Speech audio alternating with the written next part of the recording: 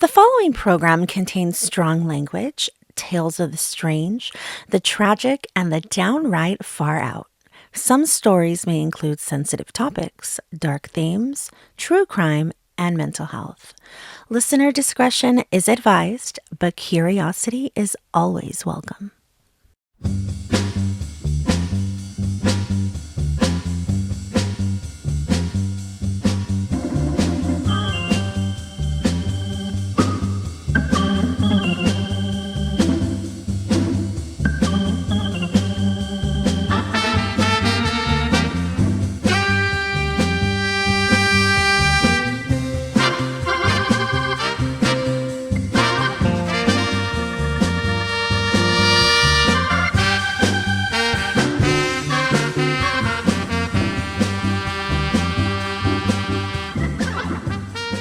Welcome back, my strange friends. I have been on a little break, but hey, Mercury retrograde, we're just jumping back in. So get cozy, get comfortable, light a candle because we're going full gothic romance. And I mean the real kind, not the fucking influencer kind.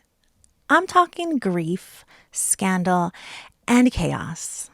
And in a sort of poetic way that fits tonight's theme, it happens to be stormy in California, which creates a beautiful ambiance as we open a very old box. Not a metaphorical box, not just a box of memories or secrets, but a literal one.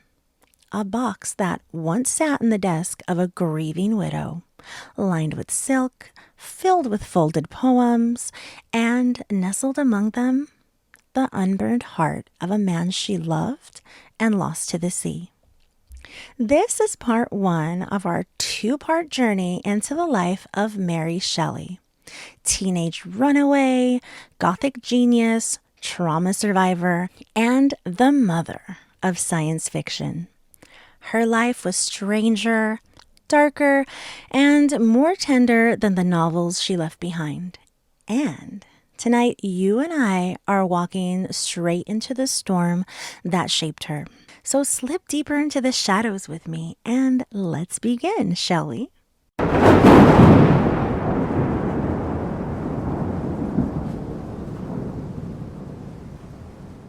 Okay, everybody, it's time to check the vibe with my mood ring.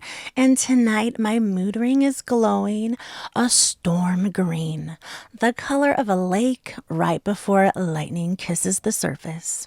Storm green is not peaceful, it's not pastel. It's the color you get when something big is coming. Transformation, revelation, creation born out of chaos. And honestly, that's Mary Shelley's whole vibe. Perhaps this year has been my own stormy green moment. And like I've mentioned, I've been going through a lot of changes and trying to create healthier routines and I guess purging what's no longer serving me. It's been a real struggle, but on the flip side, I've been welcoming like more fun into my life. And this weekend we celebrated my best friend's birthday and we had a fucking good time. It was pouring rain, but we had brunch and mimosas and then it was followed by like an impromptu karaoke session that was really fucking hilarious and just so much fun. And I like taking my friends out of their like social comfort zones. I mean, I'm not asking them to jump out of fucking airplanes because I am no fucking thrill seeker, but I'll sure get you to sing Bohemian Rhapsody with a group and have the grandest time ever. But through all that fun, I'm still riddled with the worst, horrible anxiety. And again, being that it's Mercury retrograde, I am rethinking, reassessing, redoing, just contemplating my life choices and what my purpose is. So, storm green. It's transformation, not the soft kind, but the painful kind. The kind you go through when the life you imagined is torn apart and something new, something monstrous crawls from the wreckage. It's the color of Mary Shelley's entire life. So let's do a little mindfulness and let's take a deep breath. So take a deep breath. So take a deep breath with me. In through your nose. Hold and release. Doesn't that feel good? So let's go a little deeper, shall we?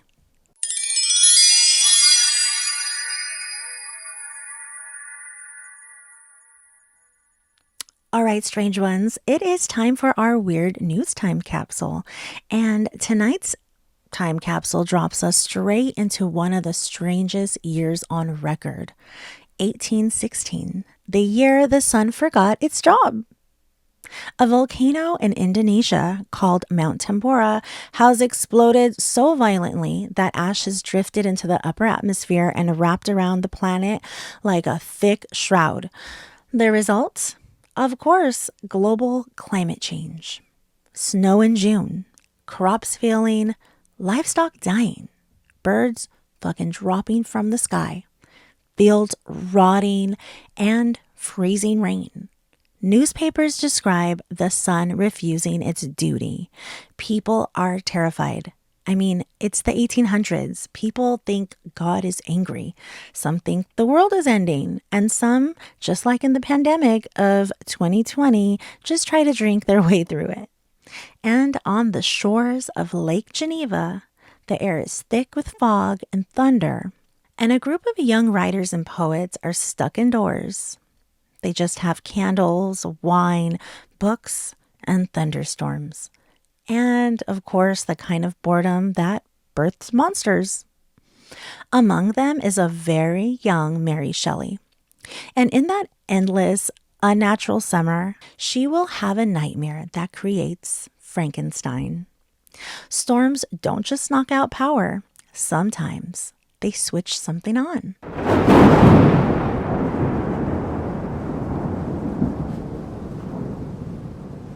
Okay, buckle up because we are about to take a journey in the far out time machine. Close your eyes because we are stepping into London, 1797. Picture it. Fog is low, lanterns flickering. This is where Mary Shelley's story begins. Mary Wollstonecraft Shelley was born August 30th, 1797. Yes, a Virgo baby, resilient.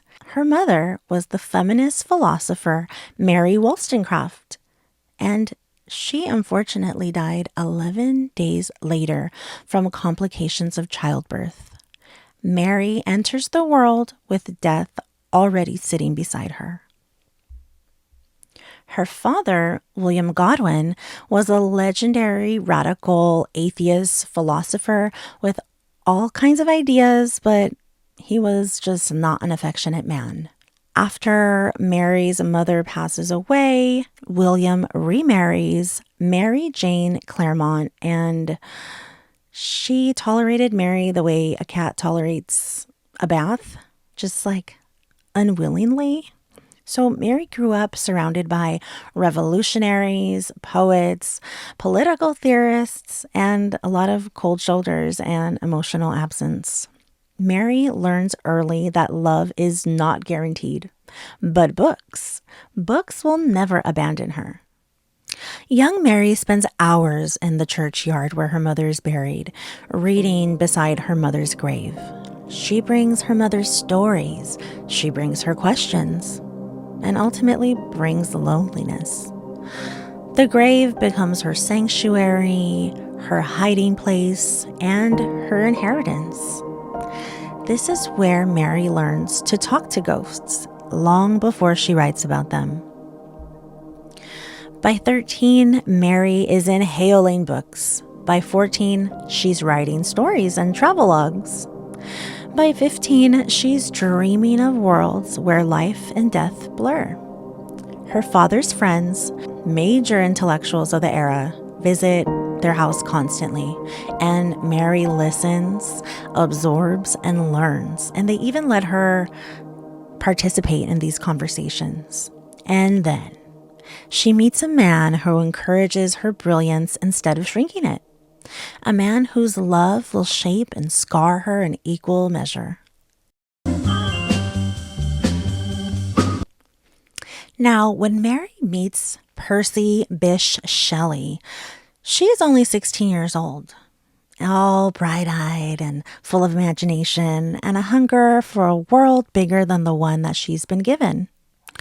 And Percy, he walks into her life like a fever dream on two legs. He's 21, wildly brilliant, wildly irresponsible, wildly emotional, and basically the human equivalent of a lit match dropped into a library. And oh, he's married with a child. And of course, he believes in free love, spiritual revolution, communal living, breaking traditions, and running from your problems. Percy looks at Mary not as a child, not as a girl, but as a mind, a force, an equal. When he speaks to her, she feels seen for the first time. And oh, what a recipe. And Mary, starved for affection in a house full of cold adults, oh, she fucking melts. And she falls in love. And guess what? Percy says, "Come away with me." And Mary says, "Of course, yes." And not a small yes, but a fucking yes that shatters her entire world. Mary, Percy, and Mary's stepsister Claire Claremont, what a name, Claire Claremont, they take off across Europe with almost no money, no plan, and with an entire society judging them. They walk through France, through Belgium, through Germany, sleeping in cheap inns and hostels, wearing clothes worn thin by the rain, and sharing bread, ink, and dreams. You know, they're living the life. Mary becomes pregnant in the middle of all of this, and she's a teenage mother-to-be, carrying a child of a married man. And her dad is not happy. He is furious, and England is calling her a fallen woman.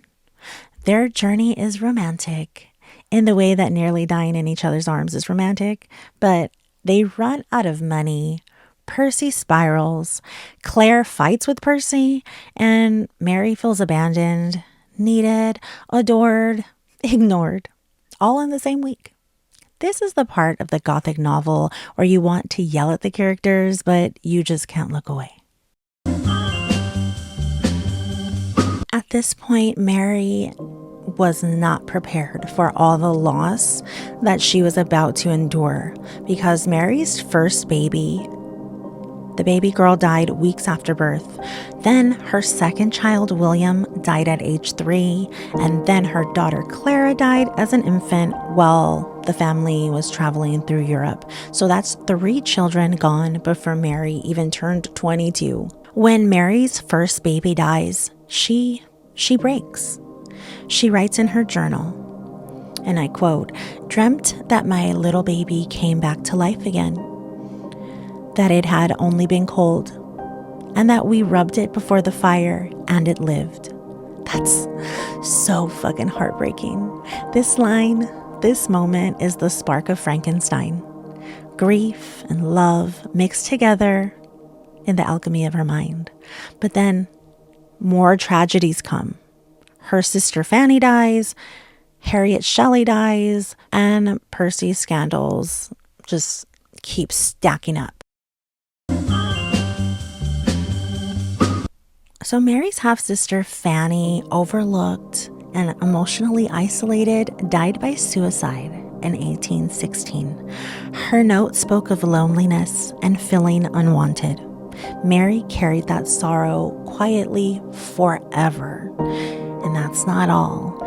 Again, Harriet Westbrook Shelley, Percy's estranged first wife, was found drowned in the Serpentine River in December 1816.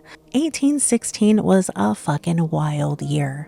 She was 21, she was pregnant, and Percy's abandonment and societal shame pushed her into despair. The tragedy would haunt Mary and Percy alike, but fuck Percy, two-timing motherfucker. So Percy and Harriet had 2 children, Ianthe and Charles. But after Harriet's death, Percy fought for custody and he lost because he was declared morally unfit. And Charles ended up dying at the age of 11.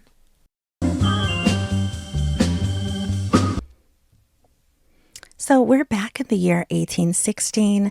A lot has happened. It's the year without summer. So many deaths have happened. And thunderstorms are just lingering like unwelcome house guests. Percy, Mary, and Claire, they traveled to Switzerland and settled by Lake Geneva, near the mansion of the most famous poet of the age, Lord George Gordon Byron. He was chaotic and brilliant, seductive, and an absolute walking scandal. Also staying there is Dr. John Polidori, who was Byron's personal physician. You know, you gotta have a physician best friend back then. But it's like a reality show before there were reality shows. It's just a house full of intense personalities, but no cameras. Byron was the narcissist. Polidori was in the shadows and jealous. And then there's Percy, idealistic wildfire. Claire, she was dramatic and also in love with Lord Byron. And then we have Mary, quiet, watching, absorbing, transforming. This is not a gathering. It's like art. Rain traps him inside for days. The group reads German ghost stories. They argue about the soul. They debate life and death. They discuss recent experiments where scientists use electricity to make dead frogs twitch. Imagine being Mary. You're grieving, brilliant, you're barely sleeping, and you're surrounded by men who expect greatness, but you're isolated emotionally, and you're haunted by all the loss that you've experienced. And someone says, let's each write a ghost story. Everyone else has ideas, but Mary has none. She has the worst writer's block, and the pressure sinks in straight to her bones. And then lightning cracks the sky open. Mary lies awake in bed, storm pounding on the window, her nerves stretched thin. And suddenly, in that liminal space when you're like kind of dreaming but you're kind of awake, she sees it. The scene that will define her life. She sees a pale student of unhallowed arts kneeling beside a body, a patchwork creature sewn together, a corpse resembled by ambition. She sees the spark, electric, violent. She sees the convulsion. She sees the slow, dreadful opening of this creature's eyes.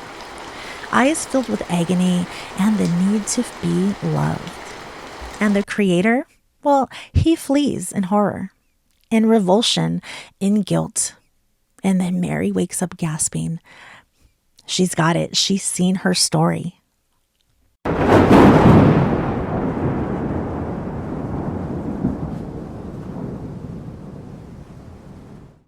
In 1822, Percy goes sailing in Italy, and a sudden storm hits. His boat capsizes.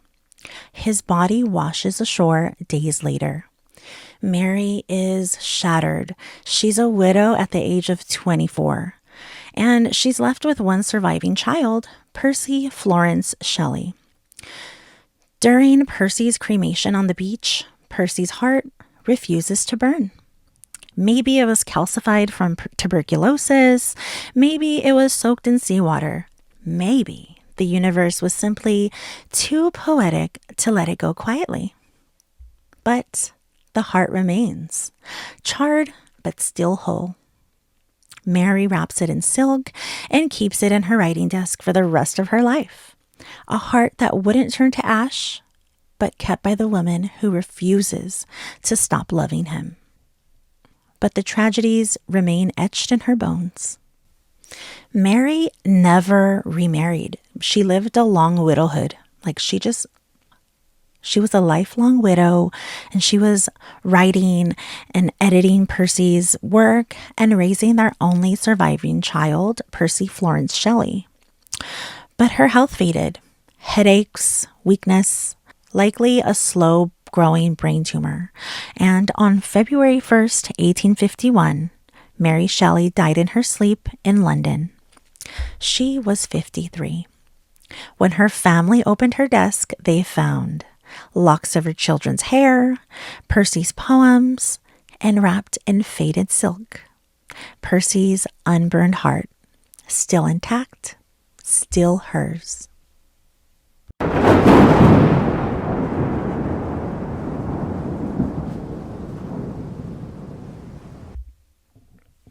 So we made it through. This is Mary Shelley's story, a life shaped by storms, loss, genius, and the longing to bring back the dead.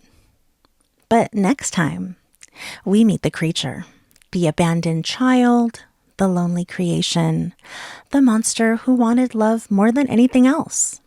In part 2, we walk beside Victor Frankenstein and the being he brings to life.